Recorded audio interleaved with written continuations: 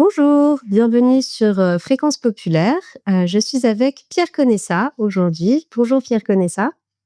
Bonjour. Nous allons parler de votre nouveau livre qui s'appelle Repentance et victimisation, la maladie auto-immune de l'Occident, qui est sorti aux éditions de l'Aube. Alors, comme première, pour présenter un petit peu le livre, vous faites une recension de beaucoup de choses absolument horribles qui se sont passées dans l'histoire de l'humanité.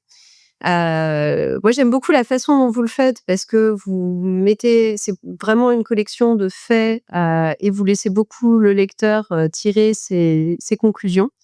J'aime beaucoup la façon dont vous avez écrit ça. J'aime beaucoup aussi la façon dont vous avez beaucoup de petits encarts, voilà, qui vont faire un focus sur un sujet particulier. Voilà, donc là où j'ai trouvé la construction très bien. Hem D'abord, la première question que je vais vous poser, c'était comment est-ce que vous vous sentez après l'écriture de ce livre, qui raconte quand même effectivement, beaucoup de massacres dans l'histoire, hein, vous remontez au moins aux croisades, voilà, ça a dû peut-être être pas évident de se plonger dans cette histoire très, très sombre, et quelle a été votre démarche intellectuelle pour lancer ce projet? Je fais un petit retour biographique pour vous expliquer, le processus intellectuel. Moi, j'ai passé une grande partie de ma vie professionnelle au ministère de la Défense. J'étais, haut Oui, j'ai oublié fonctionnaire de vous civil. présenter, excusez-moi.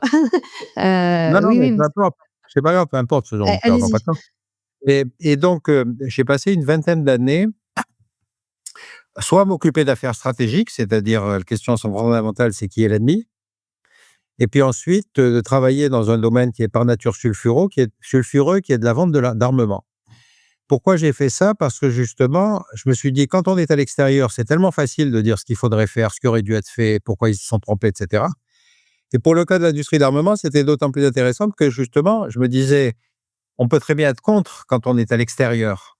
Comment est-ce que c'est quand on est dedans?» Bon, voilà, donc j'ai voulu vivre, si vous voulez, ça. Alors le première étape de ça, que j'ai matérialisé sous la forme d'un livre, c'était la fabrication de l'ennemi.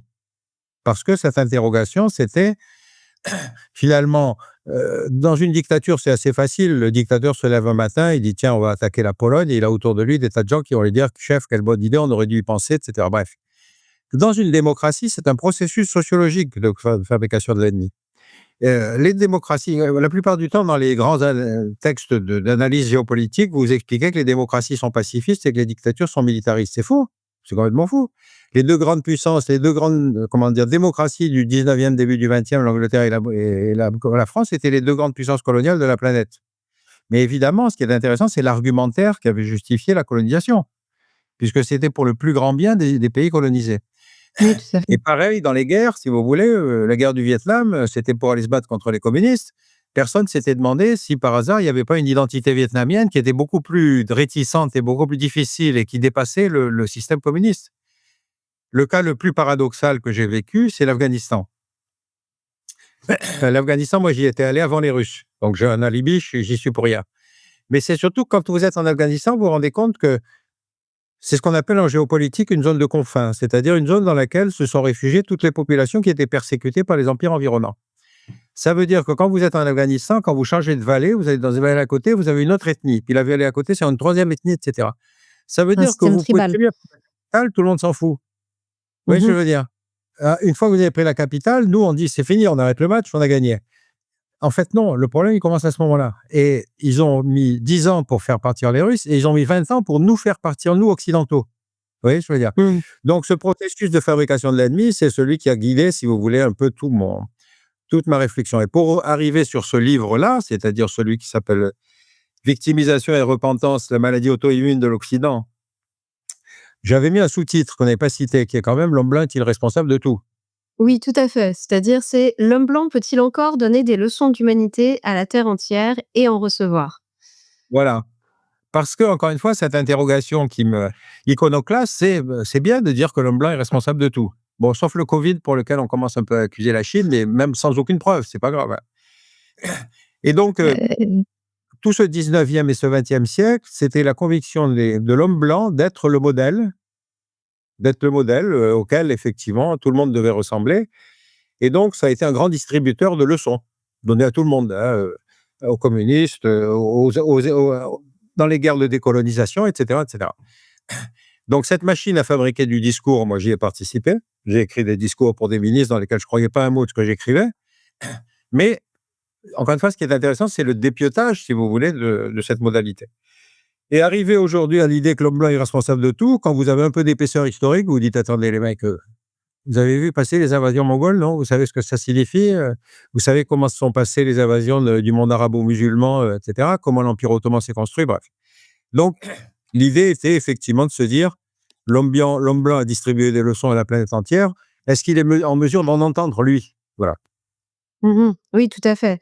C'est-à-dire que, le livre est vraiment construit en plusieurs parties. Il y a d'abord, vous montrez toutes les turpitudes, de l'Occident, puis, vous faites un passage où vous montrez l'Occident qui doute, en fait, qui commence effectivement à se poser des questions, à se il y a une fragilisation, en fait, de cette, de cette, comment dire? De cette sûreté de soi de l'Occident et ensuite, enfin, il y a une sorte de victimisation, et de repentance. Mais là où vous vous dénoncez, c'est-à-dire que, selon vous, c'est surtout l'Occident qui est tout seul, en fait, un petit peu dans cette repentance par rapport aux autres civilisations, qui elles, Oui. ne sont pas dans cette logique.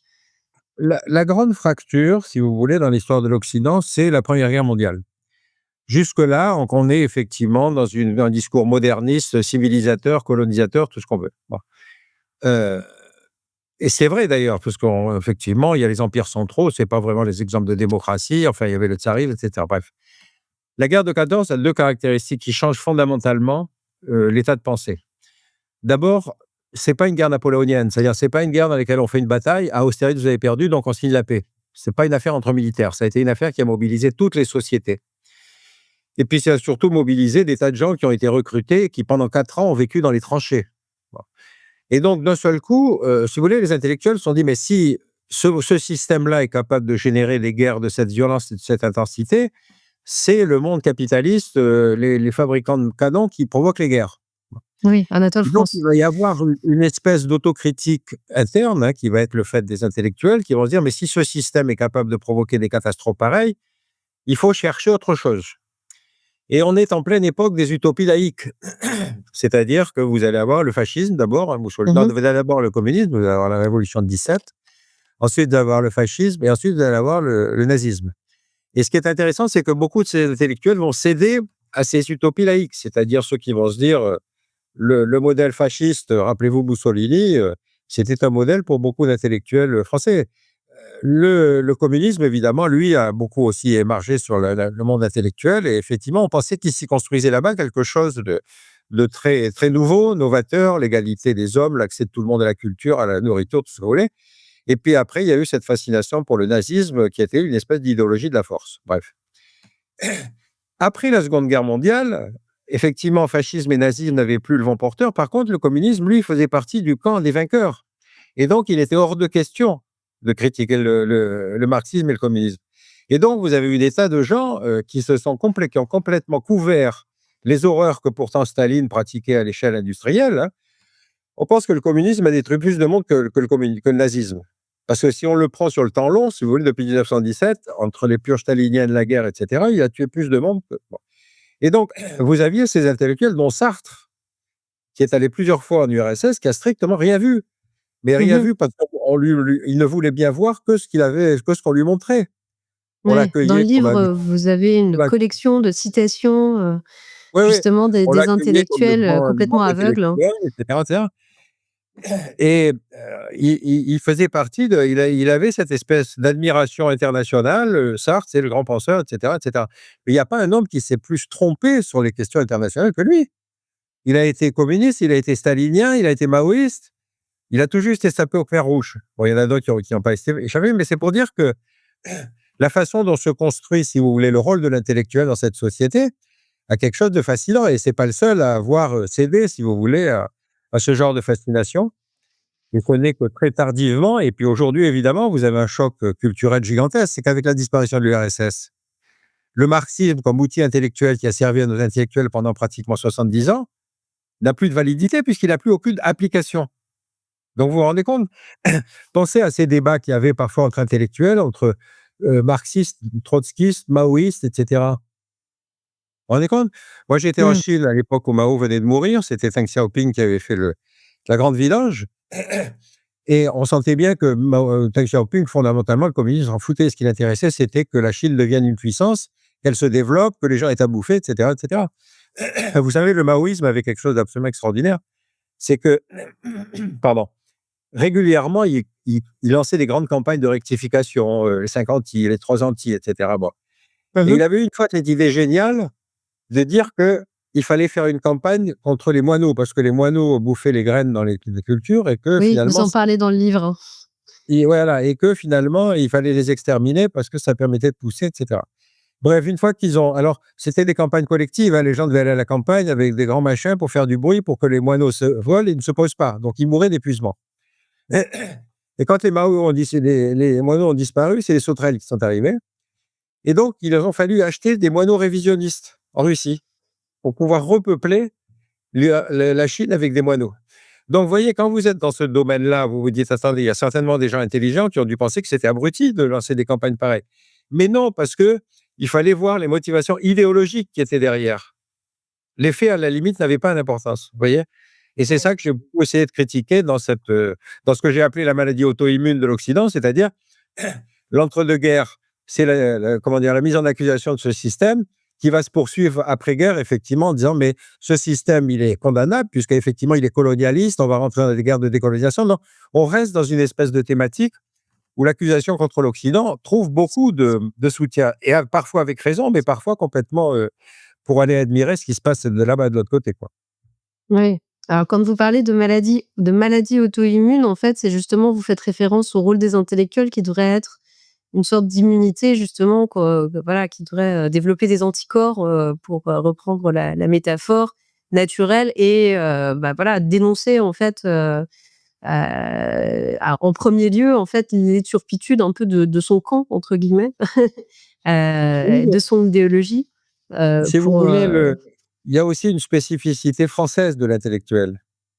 Parce que la philosophie des Lumières, les grands philosophes du 18e, c'est une tradition française. C'est eux qui vont poser les bases intellectuelles de la démocratie, etc., etc.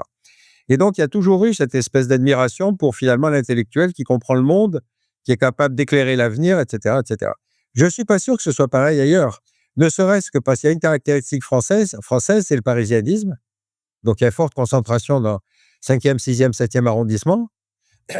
Alors que, par exemple, aux États-Unis, vous avez les intellectuels de la côte Est et les intellectuels de la côte Ouest. Les uns regardent vers l'Atlantique, l'autre le Pacifique. Le Pacifique. En Allemagne, il y a eu évidemment des déchirements internes qui font que les intellectuels n'ont pas du tout le même rôle, etc. Et donc, on ne se rend pas compte combien nous avons cette spécificité, encore une fois, de produire de l'intellectuel en grande quantité, quoi. mmh, on a Michéa et Guy qui sont, plutôt, retirés, dans des coins, plus perdus, mais c'est vrai qu'effectivement, ça reste quelque Vous chose de savez, il y a un très type de qui très vient de parisien. mourir, qui devrait être un modèle pour tout le monde, qui s'appelle Gérard Chaliand. Oui, Gérard Chaliand est il un est mort type qui n'avait. récemment, hein. Ouais, il est mort il y a quelque temps là. Heu, C'était un type qui avait arrêté ses études très tôt, il a travaillé, puis finalement il s'est dit: «Mais finalement son envie c'était de découvrir le monde». Et il a toujours abordé les crises par le terrain. C'est-à-dire les débats Mmh. intellectuels français, ça l'intéressait pas, il s'en foutait, il allait voir et il se faisait son opinion. Donc c'était un rapport inversé, si vous voulez, de l'intellectuel. C'était pas l'application d'une théorie sur, un fait, c'était comment le fait pouvait éventuellement être expliqué par la théorie, mais si la théorie marchait pas, c'est pas grave, fallait la foutre en l'air. Là, j'ai eu par exemple récemment un échange avec Régis Debray parce que un des points de divergence euh, entre Régis Debray et Gérard Chaliand, c'est qu'à l'époque, Régis Debray était à Cuba et il avait exporté la théorie castriste de la théorie du focus, c'est-à-dire du foyer révolutionnaire, qui allait Mmh. mettre le feu, truc, et donc propager un peu partout la démocratie et le communisme. Bon. Et Chaliand, qui allait sur place, il disait, mais ça tient pas. Il y a des fortes populations indiennes qui sont complètement exclues du système politique. Donc, vous ne pouvez Mmh pas mh. exporter le Foucault en pensant que les populations les plus pauvres vont s'allumer sur une idéologie qu'ils ne connaissent même pas. Et donc, si vous voulez, c'était la différence entre le transport intellectuel de Régis Debray, qui a reconnu ensuite qu'il s'est trompé, et Gérard qui partait du terrain. Bon, mais ça devrait être une leçon d'humilité pour la quasi-totalité de nos intellectuels. Or, ce n'est pas le cas. Ouais, Prenez tout un à cas, fait. par exemple, si vous voulez être reconnu comme un intellectuel important, il faut être invité dans une université américaine. Oui, Voilà, c'est si on vous est voulez être beaucoup spécialiste effectivement de la Chine, dans c'est pas obligatoirement le meilleur moyen. Ou si vous voulez être ouais, spécialiste de l'Inde, vous voyez ce que je veux dire? Donc ces ouais, processus de bon, labellisation, surtout ça m'a toujours beaucoup amusé, quoi. ouais, ouais, c'est vrai que c'est comme ça après qu'on se retrouve, effectivement, bah, d'ailleurs, vous en parlez dans le livre aussi, en fait, avec toute justement la branche qui initialement a été, clairvoyante sur le communisme, après s'est fourvoyée dans le néoconservatisme, en fait, Ouais, ouais, ça ouais, ouais. on retombe dans Oui, les mais mêmes, vous avez les mêmes phénomènes avec la crise de Gaza. Avec la mmh crise de Gaza où il y a un massacre qui est évident, hein. Je connais pas de lutte antiterroriste qui se mène avec des avions à 3000 mètres d'altitude parce que je connais pas de bombe qui fasse la différence entre une femme, un enfant et un terroriste. De la même façon que les bombardements américains au Vietnam, on a condamné parce que c'était aveugle, ça voulait s'attaquer à tout, aux villages, aux digues, à tout ça. Bon. Sur Gaza, quand vous avez ce genre de comportement, ça ne devrait poser aucun problème. Gaza, c'est une bande de 20 kilomètres sur 10, c'est plus petit que le territoire de Belfort et il y a 1 200 000 personnes. Donc, vous devriez condamner par principe l'utilisation du bombardement aérien. Mais à partir du moment où vous accusez Israël de faire des excès, on vous qualifie d'antisémite. Vous voyez ce que je veux dire? Comment se fait le ouais, glissement? Mais vous dites, je suis désolé, il y a des intellectuels juifs qui dénoncent ce truc-là et comment vous les classez ceux-là? Vous voyez? Donc ce glissement intellectuel qui est c'est ouf. spécifiquement français, c'est, puisque vous êtes critique, c'est que si vous êtes critique, vous avez une idée derrière la tête, vous voyez? C'est une Bon. façon d'intimidation, mais c'est vrai qu'au Oui, bien fur et à sûr, bien mesure, sûr. que l'accusation s'étend, voilà, elle est de moins Et en on moins a la même crédible, chose, si vous hein, voulez, avec la dénonciation du salafisme. Regardez, le salafisme, c'est généré en Arabie Saoudite. Bon, Mmh. le dans les attentats du 11 septembre, il y a 15 Saoudiens sur 19 terroristes. Ça fait quand même une belle proportion. Ouais, Bon, effectivement. George Bush va accuser l'Iran, l'Irak et la Corée du Nord. Corée du Nord. Vous imaginez la tête des Nord-Coréens quand ils ont appris qu'ils étaient responsables de l'axe du mal. Oui. Et encore une fois, il n'y avait ni Iraniens ni Irakiens dans les avions. Donc vous dites, mais comment s'est passé dans la plus grande démocratie du monde, cette espèce de désignation d'un ennemi artificiel? Ça va être le discours de George Bush en janvier 2002, auquel vont adhérer une grande partie des pays alliés. Et eux aussi vont découvrir les plaisirs de l'Afghanistan, puisque Ben Laden était là-bas. Ils se sont dit, oh, vous inquiétez pas, vous allez voir, chef, on va vous l'attraper. 20 ans. 20 ans, et puis donc vous vous rendez compte que, si vous voulez, encore une fois, ce sentiment, comment dire, de centralité de la pensée occidentale, n'a jamais eu l'humilité, si vous voulez, qui fasse qu'elle accepte les critiques qu'on lui adresse, comme de Oui, l'extérieur, c'est-à-dire j'entends. que, il y a vraiment quelque chose qui m'a frappée dans votre livre, c'est que, par exemple, il y a eu au moment des procès de Nuremberg, donc les procès du nazisme, il y a eu effectivement une politique un peu de recolonisation de la France, envers, l'Indochine et envers, l'Algérie en ce moment avec des massacres, à Sétif, bombardement d'Haiphong et cetera. Alors que vraiment, enfin, c'est la paille et la poutre en fait, Ouais, ouais. qui exactement, et Exactement. donc il y a cette espèce d'aveuglement en fait sur ses propres, voilà, sur ce qu'on est En en train de plus, faire, soi-même au moment où on accuse, justement les autres, de oui, crimes en bien plus, réels, il y a hein, c'est pas dans le cas de la France, si vous voulez, la recolonisation, c'était aussi une manière de laver, si vous voulez, ce comportement lamentable de la France pendant la guerre. mmh, C'est nos colonies et donc il faut les reprendre. Vous savez qu'il y a eu une opération qui est assez mal connue, mais quand on a voulu faire le premier 14 juillet, je crois que ça devait être en 46, quelque chose comme ça, il a fallu blanchir l'armée française. Parce qu'il y avait eu beaucoup de coloniaux dans l'armée française, dans les troupes de oui, Leclerc. bah, oui, bien sûr. Blanchir, ça Tout voulait dire qu'on a sorti tous les Africains, on les a remplacés par des soldats français, on les a regroupés dans un camp. On a aussi regroupé les mecs qui avaient été emprisonnés par les Allemands, des Africains, tout ça, et qui ont simplement demandé leur solde. Ils ont demandé: «Écoutez, nous on a été, on a» bah, oui. attendez, excusez-moi, j'ai un petit s'il te plaît. Le ah zut, j'ai un Allez-y, petit prenez truc. votre temps. Non, non, ça va, vous inquiétez pas, ça va aller. Et donc, si vous voulez, ils ont demandé leur solde. Heu et ben, figurez-vous qu'on leur a fait tirer dessus. C'est-à-dire Ah! qu'il y a eu une vingtaine de morts, encore une fois, dans des anciens combattants qui avaient fait la guerre du côté français. Ah Ça ouais, veut c'est dire que quand vous voyez même, comment on c'est un reconstruit une épisode qui est pas du mythologie. tout assez, mis en avant. C'est Non, pour bien le sûr que coup, non. ouais. Là, il y a de Et quoi donc faire de la repentance. vous savez la fabrication d'un discours, et vous avez raison de citer à la fois les émeutes de Sétif et le bombardement d'Haïphong. Parce que encore une fois, si vous voulez, le système colonial avait été ébranlé par la guerre. Donc, il y a eu des militants algériens qui se disent: «Mais après tout, nous aussi, nous avons participé à la guerre, nous aussi, nous avons droit à» et cetera. C'était effectivement venir se heurter à cette reconstitution d'une espèce de fierté française. Bref, l'émeute de Sétif, de Constantine, de Colo, bref, on tire dans le tas. Haiphong, c'était pareil, mais Haiphong, en plus, il y avait le fait que ça avait été occupé par les Japonais. Et donc, Mmh. quand Dargent-Lieu, qui était pourtant compagnon de la Libération, fait tirer sur Haiphong, il fait tirer sur des mecs qui sont censés avoir collaboré avec l'ennemi. Il ne se pose pas la question de savoir si c'est un mouvement indépendantiste. Les Anglais ont été beaucoup plus intelligents que nous, parce que eux, ils ont très vite compris qu'ils ne tiendraient pas la distance. Et donc, le processus d'indépendance de l'Inde, c'est 47, vous voyez. Alors Mmh. que nous, notre décolonisation va s'arrêter en 74 avec les dernières colonies africaines. Vous voyez, Oui, bien donc sûr, ça a pris, un très long moment. cette viscosité du comportement, des idéologies, et cetera. Mmh. Oui, oui, tout à fait, moi, j'ai trouvé ça intéressant parce que, vous montrez que, justement, dans certains pays occidentaux, il y a justement une culture de la repentance qui est très forte, sur certains sujets et en même temps, on a beaucoup de mal à accepter justement d'autres, comme, ce que vous venez de citer, en fait, qui est pas du tout, vraiment publicisé ou effectivement, par exemple, le journaliste, Jean-Michel Apathy qui avait rappelé les massacres de la colonisation de l'Algérie, ça a fait tout un scandale, alors Ouais. qu'effectivement, c'est des faits historiques, tout à fait prouvés. Ou les États-Unis qui, certes, ont voilà, sont partis sur une phase, très, très, woke, mais qui ont, à côté de ça, jamais reconnu la Cour pénale internationale, jamais demandé pardon pour tous les coups d'État en Amérique du Sud et cetera. Donc on voit qu'il y a un peu une, comment dire? Voilà, on va se super flageller sur certaines choses et passer sous silence, des crimes, Bien sûr, qui ouais. peuvent être, Le effectivement bien, bien, bien plus importants. le cas de la colonisation des 2 Amériques est extrêmement intéressant parce que là, que ce soit la colonisation espagnole, si vous voulez, enfin de l'Amérique espagnole ou que ce soit la colonisation de l'Amérique anglophone, à chaque fois, on considère qu'il n'y a pas, que ce sont des territoires vides. Or, quand même, il y avait les relations, les civilisations précolombiennes, c'était pas rien. Mais ça Bien fait rien, sûr. on va nier complètement leur existence et ça va se traduire en particulier par l'extermination des communautés indiennes et pratiquement, ce n'est que très, très récemment qu'on a commencé à se poser la question de savoir qu'est-ce qu'était le système antérieur, surtout qu'une partie de ces civilisations avait déjà disparu par elles-mêmes. Je crois que c'était je sais plus si c'était les Incas ou les Aztèques qui avaient disparu, bref.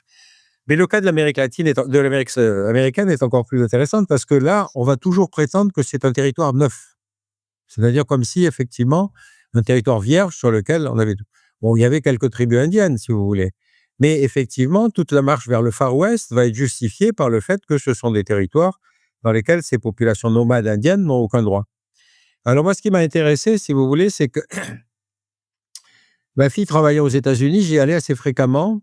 Et donc, quand elle travaillait dans la journée, j'en m'emmerdais, je regardais la télé. Et j'ai découvert l'extraordinaire médiocrité de la télévision, des multiples chaînes américaines, surtout les films historiques, puisque c'est les sujets qui m'intéressent. Or, ces films historiques étaient d'une nullité difficile à imaginer. Alors, en particulier les westerns. Oui. 2700 westerns, vous les avez pas vus. On en a tous vu une dizaine, une quinzaine, et évidemment, c'était les meilleurs qu'on a vus. Par contre, tous les autres dans lesquels vous saviez au début du XXe siècle, quand naît le cinéma, il y avait des salles de cinéma où avec 1 pence, vous aviez 2 films. Vous Ah imaginez oui? ce que pouvaient être 2 films? Bon. Et donc, il y a une héroïsation du cow-boy, il y a une diabolisation de l'Indien, et cetera, et cetera. Bon. Et quand on regarde, donc Hollywood a été la machine à fabriquer l'identité américaine. Avec la machine à fabriquer, d'abord évidemment le noir qui était le pauvre type dans les films muets, qui avait des grosses lèvres et qui était complètement abruti. Ensuite, ça a été le rouge. Ensuite, ça a été le jaune qui ont été, les Japonais, les Chinois, les Vietnamiens. Mmh. Après, le problème avec la guerre froide, c'est que c'était le blanc. Alors là, c'est difficile parce qu'on ne peut pas se distinguer à la couleur de peau, si vous voulez. Voilà, donc on est sur des systèmes de fabrication de l'ennemi qui sont l'identité culturelle américaine. Et cette identité culturelle américaine, c'est une originalité, c'est pas le rôle de l'intellectuel français, vous voyez? C'est pour Mmh. ça qu'il faut pas penser que notre modèle est universel, de même que le modèle des autres n'est pas universel non plus. Ouais, c'est vrai, c'est vrai, c'est vrai, et inversement, on voit que, ce que vous montrez dans le livre, c'est que beaucoup de pays en dehors de l'Occident n'ont pas du tout cette logique, d'autocritique, que ça soit des pays qui n'ont pas été colonisés, mais qui ont, même, colonisé d'autres comme l'Arabie Saoudite, qui, peuvent, voilà, faire des des crimes absolument horribles, qui est comme assassiner des journalistes, dans leur ambassade. Vous parlez des dictatures et des massacres, au Liberia, par exemple, aussi, on voit qu'aussi il y a eu énormément de crimes avant la colonisation. Vous racontez, enfin la colonisation occidentale, je veux dire, que vous racontez par exemple, les massacres d'hindous en fait par les musulmans, en Inde, hein, lors des Ouais. conquêtes, mogholes. Moi j'étais étonnée, je ne savais pas, que c'était, cette ampleur-là en fait de chiffres. Comme après la décolonisation, on voit ce qui se passe au Rwanda, au Congo, et cetera. Donc, qu'est-ce qui, selon vous, explique la différence entre, voilà, entre les pays occidentaux où il y a effectivement cette logique de repentance, même si elle est parfois, aveugle Ouais. et pas toujours, très bien, positionnée, on va dire, et d'autres pays où, on n'a pas l'air vraiment de se poser la question, en fait? Oui, pour le cas pardon, pour le cas de la repentance et puis les accusateurs, il y a plusieurs exemples qui sont assez intéressants. Le cas des crises africaines, c'est-à-dire qu'effectivement, vous avez aujourd'hui toute une pensée qui s'appelle décoloniale pour expliquer qu'en fait, il reste des traces de la colonisation et cetera. Loin de moi l'idée de comment dire? De minimiser le rôle de la colonisation. Vous savez, il y a 2 régions du monde dans lesquelles les frontières sont rectilignes, c'est au Moyen-Orient et en Afrique. Et comme Mmh. par hasard, parce que ça s'est fait sur les grandes tables de conférences internationales avec une grande règle et un crayon rouge. Bon. Et donc, on a réuni après l'indépendance des pays dans lesquels il n'y avait pas d'identité nationale. Il y avait peut-être un comportement anticolonial, mais en tout cas, ça faisait pas d'homogénéité sociologique et culturelle. Bref, toujours est-il que j'ai vécu, moi, d'assez près la crise du Rwanda. Pourquoi? Parce qu'à l'époque, j'avais, à la délégation des affaires stratégiques, j'avais, sous mon autorité un bureau Afrique. Ce bureau Afrique, un jour, je leur dis: «Mais qu'est-ce que c'est le Rwanda? Où c'est? Je vois pas» et cetera. Bref, on fait un petit papier qui s'appelait modestement «Plaidoyer pour un réexamen de la politique française au Rwanda». Le Rwanda était donc un petit appendice de la colonie belge du Congo et Mmh. donc quand les Belges se sont retirés, si vous voulez, ils ont dit aux Français: «Tiens, si ça vous intéresse» et cetera et cetera. Bref, donc je disais: «Mais je vois pas ce qu'on fout au Rwanda». Je me fais engueuler par le cabinet militaire qui était la chaîne France-Afrique. Le mec me dit: «Mais quand on connaît pas un sujet, on n'écrit pas dessus». Bref. Quand le génocide a explosé, on était très amers parce que, on posait une question qui était légitime avant et tout à coup se passait, cet effroyablement. Donc les troupes françaises se retirent. Le massacre va se passer entre soi. Il va falloir après ça faire l'opération turquoise pour aller essayer de séparer, de sauver les gens et cetera et cetera. Pourquoi je dis ça? Parce que, si vous voulez, le massacre est un massacre intra-africain. C'est les Mmh. Tutsis contre les Hutus. Il y avait eu les Hutus contre les Tutsis. Après les Tutsis contre les Hutus, c'était le 4e ou 5e épisode. Et c'était une des raisons pour lesquelles on s'était posé la question de savoir qu'est-ce qu'on faisait au Rwanda. C'est-à-dire qu'il y avait une Mmh. mécanique de massacre mutuel et que la colonisation n'avait ni contribué ni empêché. Bref. Donc, quand on fait on se retire jusqu'à ce que finalement on décide sous couvert de l'ONU de faire l'opération turquoise, on va essayer d'arrêter le génocide. Bon. Mais après ça, on s'est posé une question. Alors, donc, première conclusion, c'est contrairement à ce qui se passe en France, ce qui se passe dans les débats politiques ou intellectuels français, il n'y a pas de responsabilité française dans le génocide. C'est un génocide purement intra-africain et c'est ça qui est difficile à entendre. Deuxième caractéristique, donc je vous dis, une fois qu'on avait fini la crise, nous, on trouvait très amer, si vous voulez, ces critiques qui nous avaient été adressées avant. Et donc, avec mes collaborateurs, on a repris tous les télégrammes diplomatiques, toutes les notes de la DGSE, toutes les notes de la Direction du renseignement militaire sur le Rwanda avant et pendant la crise. Et on s'est rendu compte que tout le monde avait fermé sa gueule. C'est-à-dire que personne n'avait alerté sur la gravité de ce qui était en train de se préparer, excepté une note de la DGSE qui disait: «Mais il y a une espèce d'ambiance bizarre, raciste, et cetera». C'est-à-dire que tous les autres respectaient la logique de leur structure en disant: «Oui, mais si j'écris que» et cetera, je vais me retrouver mis en accusation par la chaîne France-Afrique et comme c'était en fait cet abruti qui m'avait critiqué. qui a fini général Pour pas d'ailleurs. avoir de problème, en fait. Pas avoir de Heu, problème. Et que pareil, la direction du renseignement militaire ne s'intéressait qu'à la caractéristique militaire des crises. Et la DGSE, elle, par contre, avait alerté, mais encore une fois, jusqu'où était arrivée cette note d'alerte, je ne sais pas. Donc, vous voyez, ouais. le système lui-même, il a sa culture et il fait qu'il n'est pas fait pour alerter le politique. En tout cas, dans certaines situations, il a une responsabilité terrible dans la gravité de la situation. Et aujourd'hui, vous voyez bien que vous avez une extension des Rwandais, justement sur l'est du Congo, et donc on est dans une crise intra-africaine dans laquelle personne n'a envie d'aller. Mmh. Après Ouais, tout, si effectivement, donc vous voyez comment le point de bascule s'est fait autour du Rwanda. ouais, ouais, c'est vrai, c'est vrai, c'est vrai, et de la même façon, vous montrez aussi qu'il y a eu de l'oppression coloniale même entre peuples blancs, en fait. Par exemple, vous parlez d'Irlande, c'est des pays slaves, c'est aussi, ils ont aussi connu, en fait, de une sorte de colonisation, d'oppression, par, J'ai pas entendu votre question, excusez-moi, ça a coupé.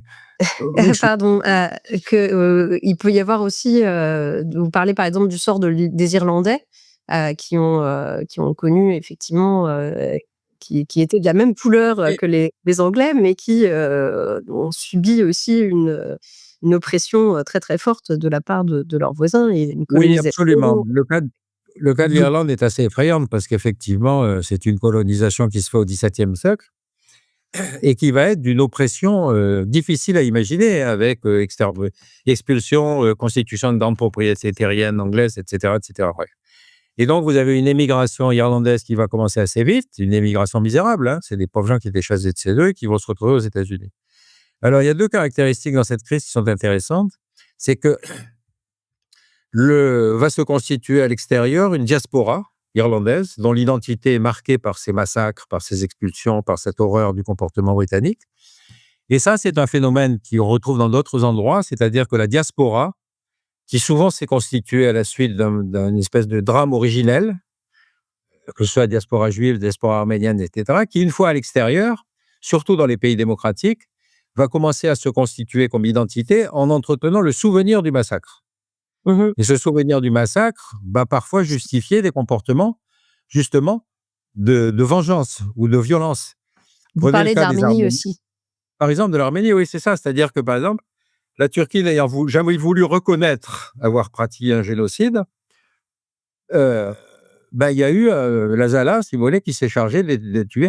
Par exemple, c'était l'époque des jeunes Turcs, les trois. Il y avait 3 généraux qui étaient responsables de la Turquie, puisqu'ils avaient renversé le sultanat. Ben, les 3 ont été assassinés par des Arméniens après, parce qu'ils estimaient que Mmh. c'était ceux-là qui étaient responsables du massacre. Mais jamais la Turquie, en tant que telle, n'a voulu reconnaître qu'il y avait eu une tentative de génocide. Or, il y avait eu non seulement extermination, mais il y avait eu déportation, etc., déportation forcée, etc. Bref. Donc, le fait que, si vous voulez, les, les lobbies à l'extérieur entretiennent le souvenir, souvent se permettent de vouloir réclamer une reconnaissance, etc., etc. Et évidemment, elles sont d'autant mieux écoutées qu'ils sont en milieu démocratique, hein, que ce soit aux États-Unis ou en France. Alors là où ça devient intéressant, et c'est un peu vrai pour les Juifs et pour les Arméniens, c'est que vous avez vu que quand l'URSS explose, vous avez donc se constituent des États indépendants, dont une Arménie indépendante, un Azerbaïdjan indépendant, etc., etc. Bon. Et très vite, comme le découpage des nationalités, enfin des États périphériques, elle aussi, était le fait du camarade Staline, vous voyez combien le garçon avait comme idée d'assurer la paix entre les peuples. Lui, ce qui l'intéressait, c'était que Moscou puisse partout intervenir. Et donc, aucun des découpages n'était homogène. Ah. Alors, se pose à ce moment-là, au moment des indépendances, après l'éclatement du RSS, la question du Haut-Karabakh. C'est-à-dire, les Arméniens disent, ça, c'est le Haut-Karabakh, est une ancienne terre arménienne. Même si on a migré, qu'on n'y est plus, ça n'empêche que c'est une terre arménienne. Les Azerbaïdjanais disent, mais attendez, peut-être, mais enfin, il y a plein de problèmes comme cela. C'est pas le problème le plus urgent. Toujours est-il que les Arméniens décident de faire la guerre et donc ils vont occuper non seulement le Haut-Karabakh, mais ils vont occuper 13% du territoire azerbaïdjanais. Le problème, c'est que l'Arménie se vide parce qu'il n'y a pas de ressources, c'est un pays complètement enclavé, et par contre, l'Azerbaïdjan est un pays pétrolier. Bon.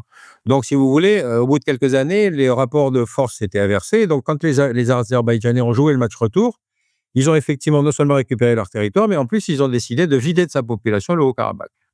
Et ils la vident parce que finalement, ils se disent, après tout, c'est la seule manière d'assurer le problème, de terminer le problème pour l'avenir.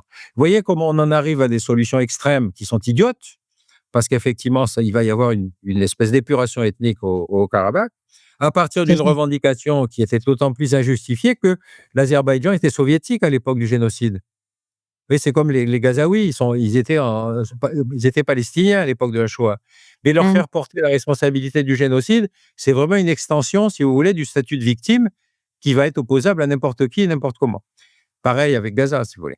Voilà, donc c'est ça qui m'a intéressé parce que, encore une fois, ce retour historique est la seule manière de relativiser l'argumentaire, surtout quand il vous est présenté ici, si vous voulez, de manière indubitable. D'ailleurs, si vous critiquez Israël, c'est que vous êtes antisémite, et si vous critiquez l'Arménie, c'est que fondamentalement, vous êtes pro-turc ou vous êtes pro-azéri. Bon, comme je vous dis, moi, Oui. j'ai toujours constaté que les guerres n'étaient pas obligatoirement déclenchées par les dictatures, hein. Non, non, effectivement, d'ailleurs, en fait, c'est un des thèmes, je pense qui ressort dans votre livre. C'est-à-dire qu'on a vraiment une espèce de cycle parfois avec, justement des populations oppressées qui, à leur tour, en fait, se transforment en oppresseurs, en fait, Ouais. ça effectivement, Cela vous dit, cela dit, bon, juste un rappel historique parce qu'il est très peu connu. Heu, à l'époque des colonisations européennes en Afrique, vous aviez donc France, Grande-Bretagne et Allemagne qui arrivaient par les littoraux. Chacun avait pris son petit morceau et il y avait un point de rencontre qui était la zone du Congo.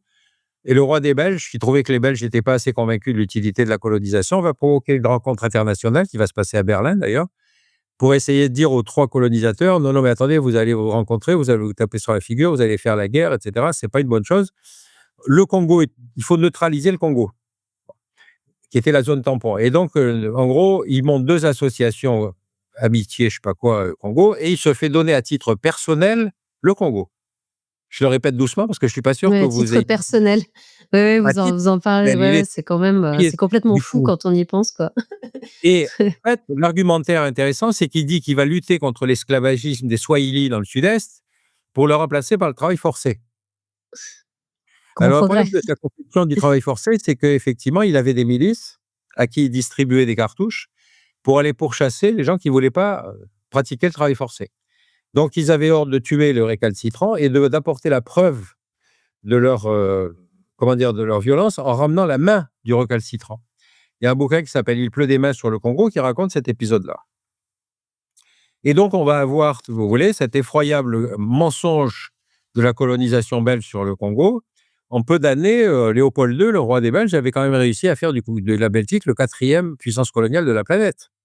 Et le Congo, c'est un espèce de miracle géologique, hein, il y a tout. Donc, c'est Mmh. pour ça qu'on continue à s'y intéresser aujourd'hui. Le Ouais, il y a problème, c'est que toujours plus une personne guerre, n'est en la meurtrière. pointure de conquérir un territoire comme le Congo. Mmh. Et donc, on est sur quelque chose, si vous voulez, qui est une espèce d'ignominie coloniale. Euh, dont finalement Léopold II va se retirer finalement au bout d'un certain temps parce qu'il a gagné assez de pognon et puis que ça commence à le peser, donc il va le donner à la Belgique. Et je vous signale pour les amateurs que Tintin au Congo vaut la peine d'être lu parce que vous Ah, avez tous les clichés de la colonisation belge du Congo. c'est un C'est quand même document extraordinaire, historique, monument historique. Rappelez-vous, Tintin chez les Soviets, qui était pourtant assez proche de la réalité, dénoncé par la gauche en disant c'est scandaleux, c'est anticommuniste. Or, celui-là était vrai. Et par contre, Tintin au Congo a été réédité sans aucune modification. mmh, Vous voyez notre distance vis-à-vis de ce qui est une réalité historique. Et j'étais comme tout le monde à lire Tintin, hein, je ne veux pas ouais. Ouais, ça m'a en lisant votre livre, en fait, je pensais beaucoup en anthropologie, on parle toujours, des pays qui ont des cultures qui fonctionnent, sur la honte, en fait, sur la culpabilité, collective qui vient de l'extérieur, en fait, par rapport aux pays, qui fonctionnent sur une culture de la culpabilité, intériorisée, en fait, qui a été, plutôt liée au christianisme, qui fonctionne beaucoup sur la culpabilisation des individus et un fonctionnement, avec des mariages, exogames qui font qu'il y a moins de structures claniques, il y a plus de peut-être d'obéissance à des institutions impersonnelles et cetera. Il y a toujours, cette histoire de sondage. Est-ce que vous mentiriez pour couvrir, quelqu'un de votre famille ou un de votre ami et cetera? Les pays occidentaux se distinguent, en fait, dans le fait que les gens dans l'ensemble, répondent plutôt non. Répondent que, voilà, ils obéiraient plutôt à la loi que à sauvegarder leurs amis, et cetera. Et je me demandais si, à votre avis, ça pouvait. Et il y a aussi des codes d'honneur qui peuvent être stricts avec des problèmes de perdre la face, en fait, qui rendent dans pas mal de pays un peu impossible le fait de vouloir justement revenir sur admettre ses erreurs, etc. C'est compliqué de ce point de vue-là. Est-ce que pour vous, du coup, quand vous dites c'est la maladie auto-immune de l'Occident, est-ce que vous ne pensez pas que ça pourrait être lié à ça, justement, à cette culture issue du christianisme et justement du respect des institutions? Oui, c'est vrai que ce qui caractérise le christianisme, c'est le péché originel. C'est déjà dans la Bible, mais enfin, ça n'a pas la même importance, si vous voulez. Tout ça pour une pomme, c'était quand même assez extraordinaire, quoi. Le Ça va être mis beaucoup plus en avant que dans aucune des autres lectures de l'Ancien Testament et du Nouveau Testament. Bon, le Nouveau Testament, ça va être, lui, alors complètement autre chose. C'est le martyrologue, c'est-à-dire le prophète qui va finalement aboutir à se sacrifier, encore une fois, pour avoir propagé une foi qui était politiquement contestatrice, pas Mmh. religieusement. D'accord, il y a le sang hydrage dit: «Après tout, si vous voulez le prendre aux Romains, allez-y, pendez-le, nous, on s'en fout». Mais c'est vrai que c'était le discours politico-religieux du christianisme qui était, fondamentalement déstabilisateur.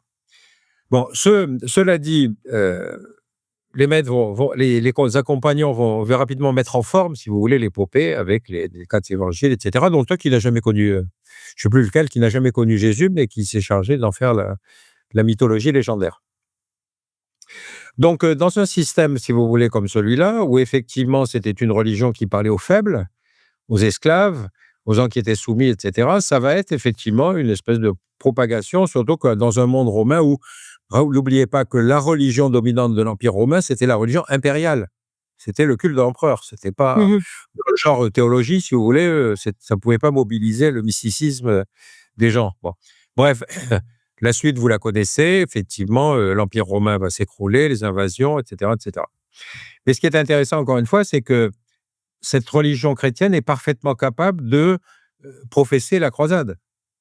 C'est-à-dire qu'au XIe Oui. siècle, Urbain II va raconter que les musulmans massacrent là-bas sur la Terre Sainte et qu'il faut aller mobiliser du monde pour aller les chasser. On va quand même avoir 11 croisades. Bon, toutes ne vont pas être de la même importance. Il y en a 2 qui sont intéressantes. Bon, la première va être celle qui va réussir et prendre Jérusalem. Bon, cela dit, quand ils prennent Jérusalem, ils massacrent tout le monde, hein, y compris les Juifs, hein, quand même, parce qu'ils disent il faut purifier les lieux saints. Donc, ça vous montre l'ouverture d'esprit des croisés. En plus, les mecs, ils en avaient bavé sur la route, et cetera. Bref, il fallait un bon massacre, quoi, pour purifier un peu tout ça. L'autre croisade qui est extrêmement intéressante, c'est la 4e, parce que là, à ce moment-là, il faut encore à nouveau organiser une croisade d'expédition là-bas, mais il n'y a pas d'argent, donc on va s'adresser aux Byzantins en leur disant vous pouvez fournir la flotte et puis on vous payera quand on sera sur place.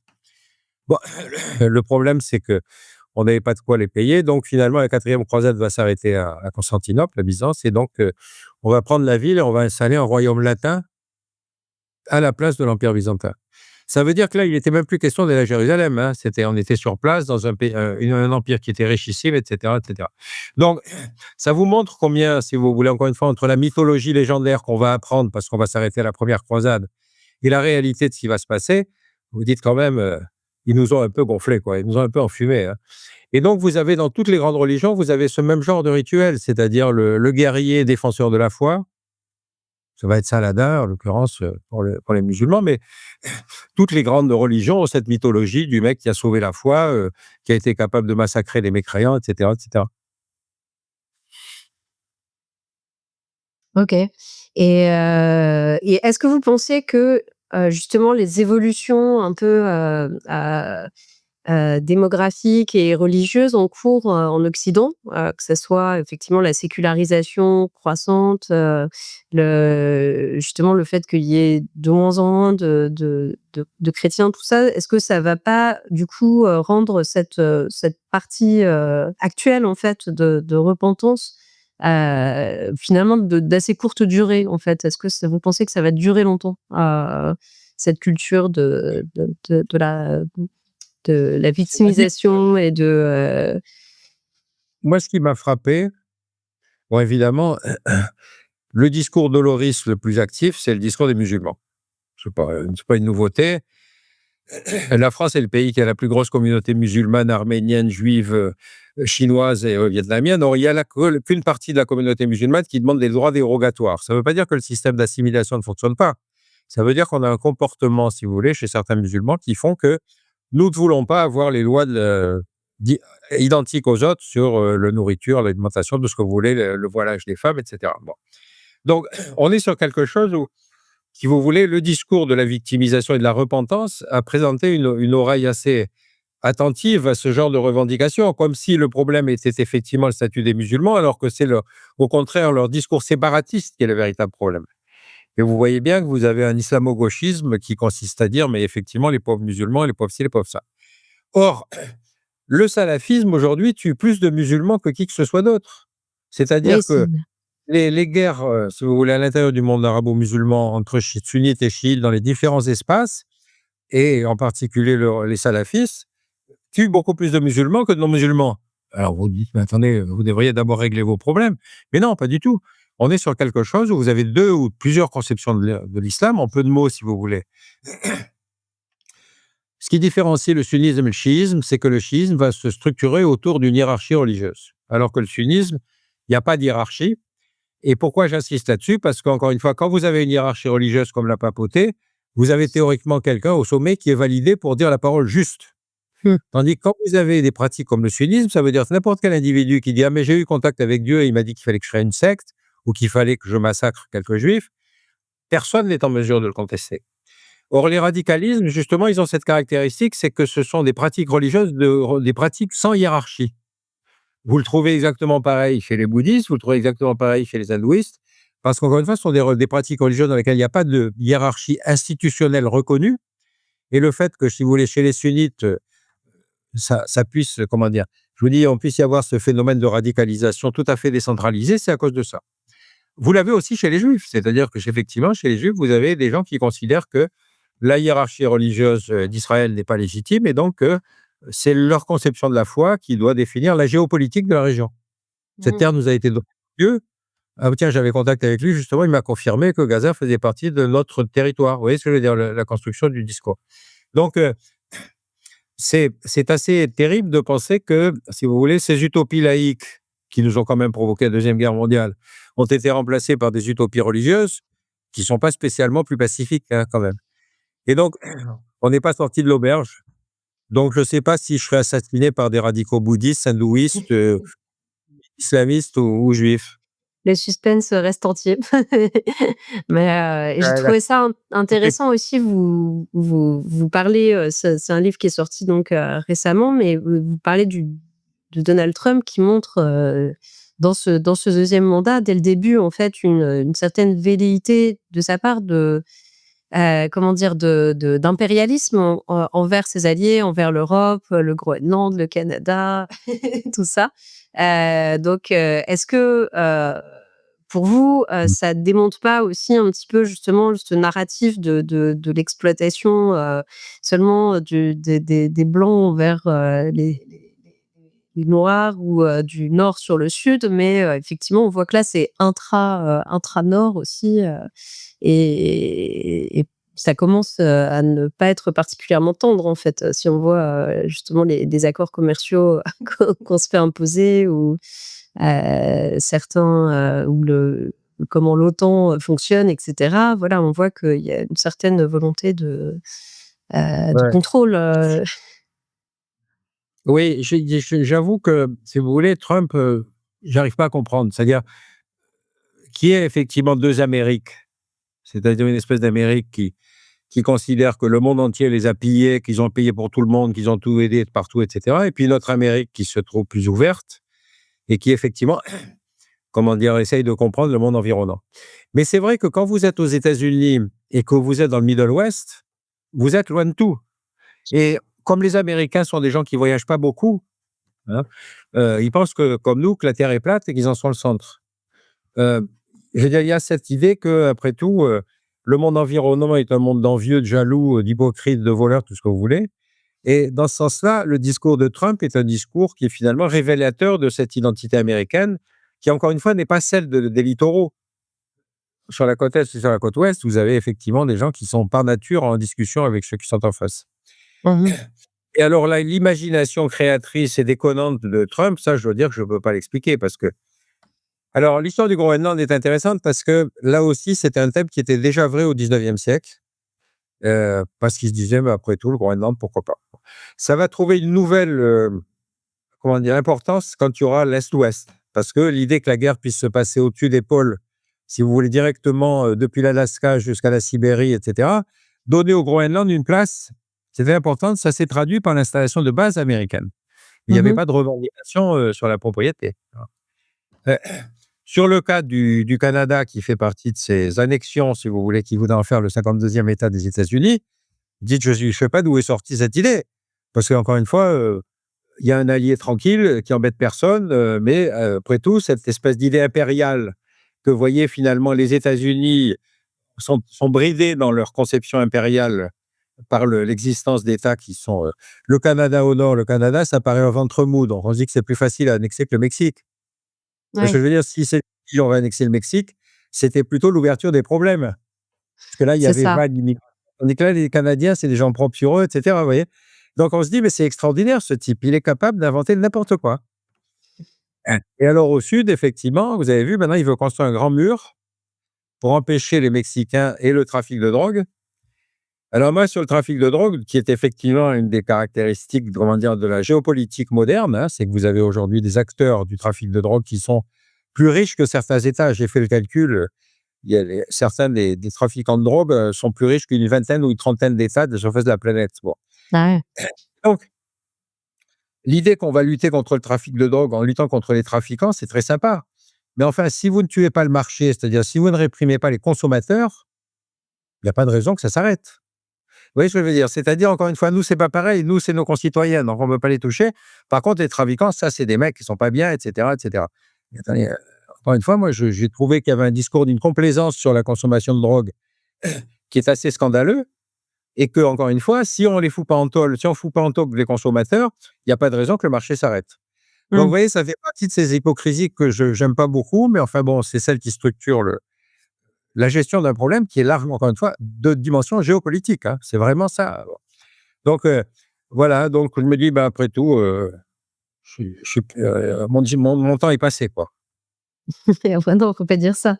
Et est-ce que vous pensez pas que justement toute cette, compétition un peu victimaire de repentance, de la part des pays, occidentaux, c'est pas un peu justement une sorte de signalement de vertu et finalement le fait de se penser encore, supérieur en fait, pour essayer de se faire valoir en fait tout simplement quoi?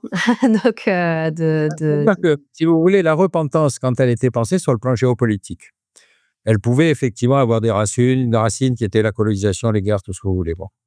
Là, on est en train d'entrer dans une victimisation interne aux sociétés, hein, puisque avec les LGBT+, on a effectivement un agrégat de gens qui se considèrent comme persécutés ou ayant été persécutés, donc qui vont y construire un discours victimaire. Heu, Même si c'est faux, hein, je veux dire, ça n'a strictement aucune importance, parce qu'encore une fois, les transgenres, je ne sais pas combien il y en a en France, mais il ne doit pas y en avoir une masse, quoi. Si on doit se préoccuper de problèmes quantitatifs des citoyens français, je trouve qu'il y a des problèmes qui sont prioritaires par rapport à l'identification des transgenres. Mais enfin bon, c'est probablement parce que je suis un vieux con. Mais encore une fois, là, vous avez la capacité à porter à la surface politique des problèmes que vous allez agréger, LGBTQ++, pour mmh. dire: «Regardez, c'est un problème social important». Bon. Alors, je me suis dit: «Mais qui sont les plus, plus, plus?» Parce que finalement, si vous n'êtes pas une lettre, vous n'existez pas. Donc j'ai écrit un petit manuel pour devenir une lettre. Si vous êtes un plus, c'est que vous voulez devenir une lettre, j'explique comment il faut faire. Il faut identifier une maladie. Je suis allé sur un site psychanalytique, j'ai vu qu'il y a 54 maladies, identifiées par les psys. J'ai dit: «Vous en prenez une, vous risquez d'être tout seul, mais à la limite, c'est pas grave. Ensuite, il faut vous trouver un intellectuel porteur qui viendra expliquer combien vous avez souffert. Il faut vous-même écrire votre discours martyrologue, etc. Et puis, après ça, interpeller les autres en disant, mais vous voyez, vous vous intéressez pas aux autres que vous. Bon. Donc, vous avez déjà eu LGBT, ensuite c'est devenu LGBTQ, puis ensuite c'est devenu LGBTQII. Et donc, selon les pays, vous avez plusieurs lettres qui se sont manifestées comme ça. Mais après tout, pourquoi pas? Je veux dire, il y a l'alphabet, donc il y a de la place. Donc, OK. Et est-ce que vous pensez que justement ces causes sont pas aussi, utilisées en fait justement en géopolitique, ce qui, contribue parfois justement à durcir en fait la position, de certains pays envers, ces minorités parce que justement elles ont l'impression que c'est un enjeu géopolitique qui est imposé de l'étranger en fait, que Ah ben oui, parce qu'effectivement, vous avez raison. Si vous voulez, les LGBTQ, je considère qu'il faut défendre partout à la surface de la planète les LGBTQ. Et donc, ça doit dire une des composantes de notre politique de donneur de leçons, si vous beh, voulez. c'est ce qu'on fait en Et fait. puis Les ambassades, en France, sont extrêmement moi j'habitais au Japon, l'ambassade était effectivement très, très militante, là-dessus, ce qui, oui, voilà ouais. n'est est-ce que c'est Mais parce la qu'il y a une mission question. diplomatique, fondamentale de la France? Je ne sais pas. Oui, mais vous voyez, c'est pour ça que je disais, l'Occident donneur de leçons. Donneur de leçons parce qu'encore une fois, on est convaincu que de toute façon, puisque nous sommes, nous, ouverts au débat sur LGBTQ, c'est pas normal que les autres ne le soient pas. Allez expliquer à l'Arabie Saoudite que le problème des LGBTQ, il faut les tenir en compte. Ils ont déjà du mal à considérer qu'il y a d'autres pratiques de l'islam que le salafisme.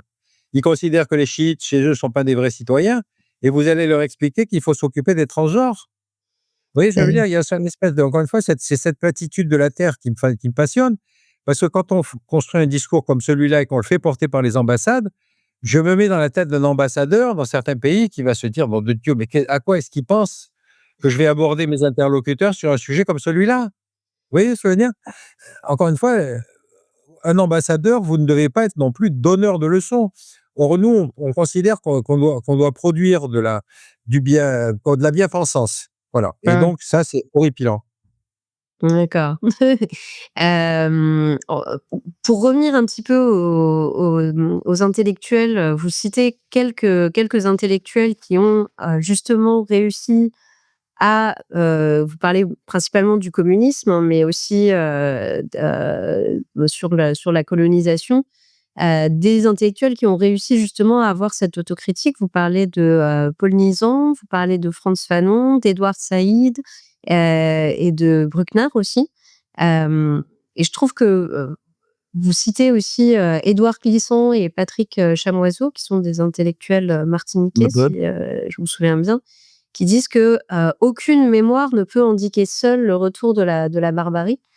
Heu, voilà, moi j'ai trouvé que c'était une très, très belle citation parce que justement, en fait, on voit que toutes ces revendications, toute cette victimisation en général, ça revient, c'est une concurrence, victimaire et ça revient à essayer un peu toujours de se prétendre la plus grosse, victime. Alors que justement, est-ce que la clé, elle est pas plutôt dans le fait que, d'avoir non pas moins d'universalisme, mais de le partager en fait? C'est-à-dire de prendre en compte, justement les autres et comme vous dites de réfléchir un petit peu il peut y avoir des choses très justes à dénoncer, mais quand on voit l'échelle des problèmes et cetera, parfois, ça semble un peu hors de propos, en fait. Oui, c'est d'autant plus, légitime que je reviens toujours sur cette idée, quand vous êtes dans la théorie, ça va, pas de problème, vous pouvez effectivement donner des leçons. Quand vous essayez d'aller voir sur place et de comprendre, je cite toujours l'exemple de Gérard Chaliand, vous vous rendez compte qu'il y a certains discours, si vous voulez, qui sont plus indigestes que d'autres, quoi. Et évidemment, quand vous pensez le discours américain sur l'Amérique latine, quand les mecs, le nombre de coups d'État qu'ils ont organisés, et cetera, vous pouvez imaginer qu'effectivement, les Sud-Américains n'aient pas envie d'entendre les leçons de démocratie données par les Nord-Américains. Bon. Et si vous le dites sur une zone comme ça, tout le monde sera d'accord. Mais si vous le dites sur le monde arabe ou si vous le dites sur les pays d'Afrique, là, on vous accuse d'être raciste. Or, il y a des massacres intra-africains. C'est malheureux de dire, mais c'est comme ça. Ce qui est intéressant, c'est le cas de l'Afrique du Sud. Parce que l'Afrique du Sud, donc, c'était le pays de l'apartheid. Le pays de l'apartheid, ça voulait dire que, malgré toutes les leçons coloniales, on s'en était sorti en disant: «Non, mais c'est pas qu'ils sont pas égaux, c'est simplement qu'on est séparés». Il y avait eu la même réaction après la guerre de Sécession. Théoriquement, on abolit l'esclavage, mais en fait, vous savez que la position des États du Sud était de dire: «Oui, oui, oui, c'est vrai, ils sont libres, mais on est C'est la séparés». ségrégation. Ouais. C'était la ségrégation. Bon. Donc, vous voyez comment philosophiquement, on peut se sortir d'une situation où le discours de l'universalisme va se dire: «Mais attendez, vous êtes en train de vous attaquer à une de nos identités. On considère les Noirs américains libérés, mais on n'a pas envie on peut très bien décider de ne pas vivre ensemble». Et pareil pour l'apartheid, c'était ça, c'était effectivement, vous avez, vous avez effectivement une société, dans laquelle il y a séparation. Alors c'était poussé à l'extrême, enfin bon, je ne reviens pas sur des exemples qui sont assez effrayants, mais et alors ce qui est intéressant, c'est que le personnage qui va démonter tout ça, Nelson Mandela est un C'est type qui bien. vient de passer une trentaine d'années en prison et qui va sortir et qui va prêcher autre chose que la vengeance.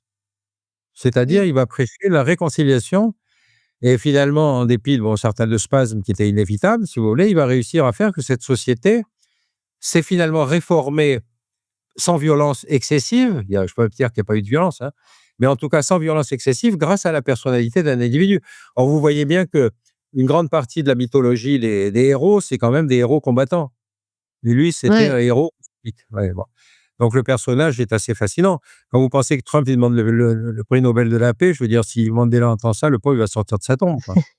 Je crois qu'il avait aussi, combattu, mais effectivement, c'est vrai Oui, qu'il a eu après une démarche, très, bien sûr. justement, Ouais, ouais.